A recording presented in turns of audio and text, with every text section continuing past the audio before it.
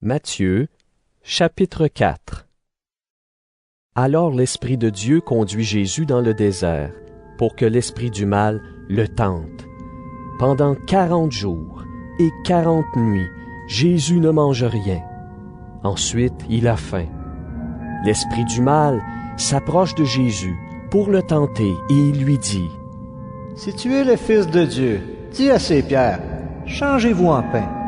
Jésus lui répond: Dans les livres saints, on lit, « Le pain ne suffit pas à faire vivre l'homme, celui-ci a besoin aussi de toutes les paroles qui sortent de la bouche de Dieu. » Alors l'esprit du mal emmène Jésus à Jérusalem, la ville sainte, et il le place au sommet du temple, et il lui dit: Si tu es le Fils de Dieu, jette-toi en bas.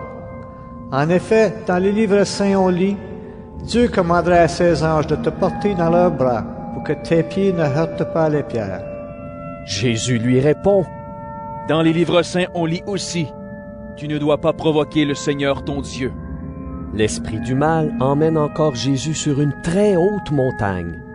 Il lui montre tous les royaumes du monde, avec leurs richesses, et il lui dit: Mets-toi à genoux devant moi pour m'adorer, et je vais te donner tout cela. Jésus lui dit: Va-t'en, Satan! En effet, dans les livres saints, on lit, « C'est le Seigneur ton Dieu que tu dois adorer, et c'est lui seul que tu dois servir. » Alors l'esprit du mal laisse Jésus. Des anges s'approchent de Jésus, et ils lui donnent à manger. Jean a été mis en prison. Quand Jésus apprend cela, il part pour la Galilée. Il ne reste pas à Nazareth et il va habiter à Capernaum, au bord du lac, dans la région de Zabulon et de Nephtali.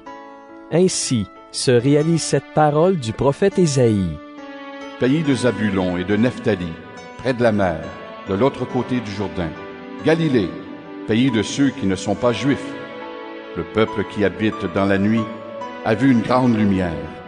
Pour ceux qui vivent dans le sombre pays de la mort, une lumière a brillé. À partir de ce moment, Jésus se met à annoncer: Changez votre vie. Oui, le royaume des cieux est tout près de vous. Jésus marche au bord du lac de Galilée. Il voit deux frères, Simon, qu'on appelle Pierre, et André, son frère. Ce sont des pêcheurs, et ils sont en train de jeter un filet dans le lac. Jésus leur dit: Venez avec moi, et je ferai de vous des pêcheurs d'hommes.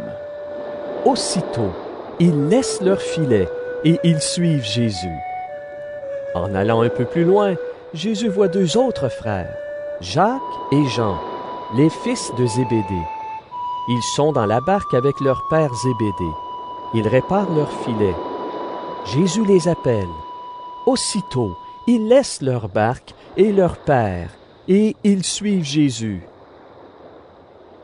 Jésus va dans toute la Galilée. Il enseigne dans les maisons de prière juives. Il annonce la bonne nouvelle du royaume.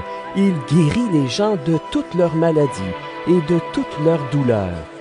On entend parler de Jésus dans toute la Syrie. On lui amène tous ceux qui souffrent, ceux qui ont des maladies et des douleurs de toutes sortes, ceux qui ont des esprits mauvais, ceux qui ont des crises nerveuses. On lui amène aussi les paralysés. Jésus les guérit. Des foules nombreuses suivent Jésus.